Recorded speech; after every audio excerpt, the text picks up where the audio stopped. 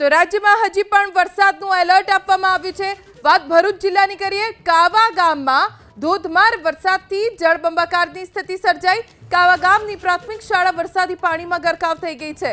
જોકે સતર્કતાના ભાગરૂપે અગાઉથી જ પ્રાથમિક શાળામાંથી રજા જાહેર કરી દેવામાં આવી છે। આસપાસ પાણી જ પાણી છે અને કમરસમાં પાણી ભરાઈ ગયા છે। જંબુસર તાલુકાના અનેક ગામ બેટમાં ફેરવાયા છે।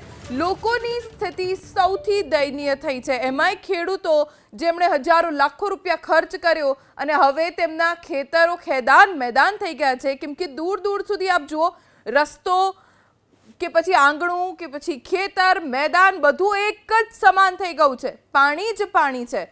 ભરૂચથી અમારા સંવાદદાતા યોગેશ પારીખ જોડાઈ ગયા છે। જાણકારી તેમની પાસેથી પ્રાપ્ત કરીશું। યોગેશ, શું સ્થિતિ, કયા કયા વિસ્તારમાં સૌથી વધારે ખરાબ પરિસ્થિતિ?